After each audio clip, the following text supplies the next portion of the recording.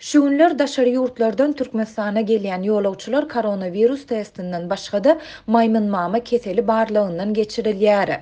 Liwap welaýatynyň dolandyryş merkezi Türkmenabad şäheriniň aeroportunyň işgärleri ýolawçylarda bu keseliň bardygyny ýa ýokdugyny anyklamak üçin olaryň bedenini tutuşlugyna jikme-jik barlaýarlar. Bu barada Azatlyk radiosynyň aeroportdaky çeşmesi we daşary ýurtlardan gelen türkmenistanlylaryň bir näçesi gurrun berdi.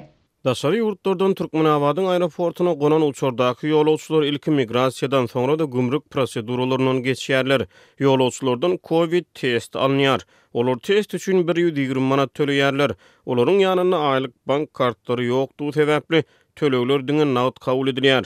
Mundan soňra ýolawçy bir otoga salynýar we şol ýerde onu maýmyn mama keseliniň bardygy ýa-da ýokdugyny anyklamak üçin onuň bedeni jikme-jik barlanýar. Olardan hiç ili test alınmaýar. Dip aeroportdaky çeşmämiz gurrun berdi. Maýmyn mama virusynyň ýokuşmagy netijesinde döreýän ýokunç keseldir. Seýrek duş gelýän bu kesel esasan Merkezi we Günbatar Afrikanyň tropiki Tokay territoriýalarynda ýüze çykýar. Ýöne kätol beýleki sebitleri hem ýaýrap bilýär. Bu kesel bilen kesellän adamlaryň bedeninde iriňli dürtük örýär. Türkmenabadyň aeroportunyň işgärleri daşary ýurtlardan gelen ýolawçylaryň bedeninde iriňli dürtüň ýa-da onuň ýzynyň bardygyny anyklamaga çalyşýarlar diýip daşary ýurtdan Türkmenistana dolanan Türkmen raýaty anonimlik şertinde 26-njy iýunda gurrun berdi. Maýmyn mama Afrika ýurtlarynda endemiki kesel bolsa-da mundan ozal bu kesel beýleki kontinentlere häzirki wagtda bolşýaly çalt we giň gerimde ýaýramandy.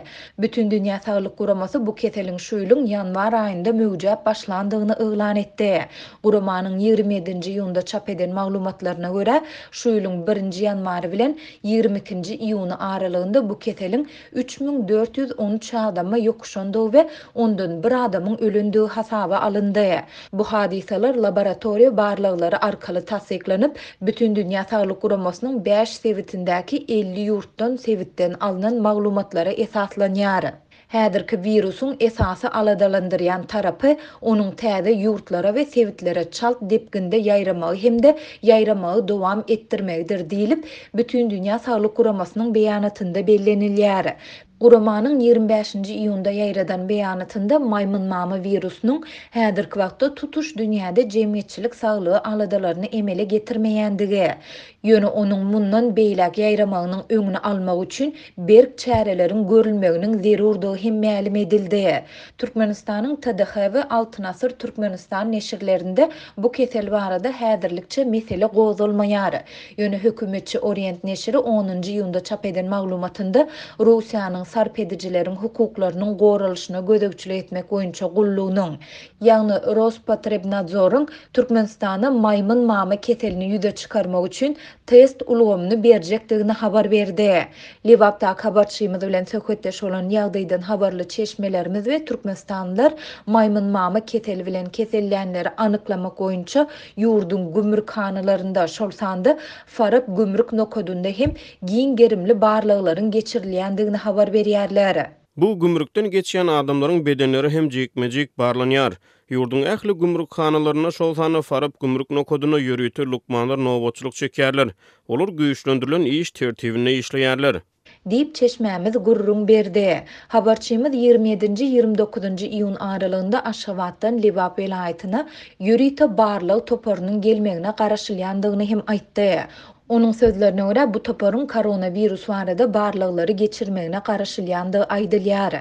Ýöne bu barada jikme-jik maglumat berilmeýär. Azatlyk ýokarda beýan edilen ýagdaýlar barada Türkmenistanyň Saglygy goraýyş we Derman Senaty ministrligi we onuň ýerli edarasy bilen habarlaşyp, goşmaça maglumat ýa kommentariýa alyp bilmedi.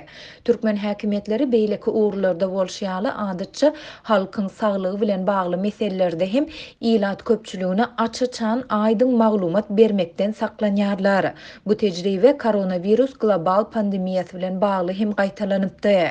Häzirki güneçenli ýurtda bu virusyň asla hasaba alınmandygyny öňe sürýän türkmen häkimetleri bu barada açyçan gurrun etmekden saklanýarlar. Hatta pandemiýanyň başynda ýurtda koronavirus sözüni aýtmak hem gadagyn edildi. Bellesek maymun mama keseli 1958-nji ýylda maymunlarda ýüze çykaryldy. Bu keselin adamlara ýokuşmagy bilen bagly hadisalar 1970-nji ýyllarda anyklandy. Maymun mama keseli gyzdyrma, kelle ağrısyna, ören ýagdawlyga, sowuklama, giýiňden ýaýran beden ağrılaryna, hususan da bil ağrısyna, limf düğünleriniň çiýişmegine we deriniň zeperlenmegine sebäp bolýar. Bu virus howadan damja ýollary arkaly ýokoşmaýar. Kesel bu virus ýokuşan adamlar bilen uzak wagtlap aragatnaşyk saklamak arkaly adamdan adama ýokoşup bilýär.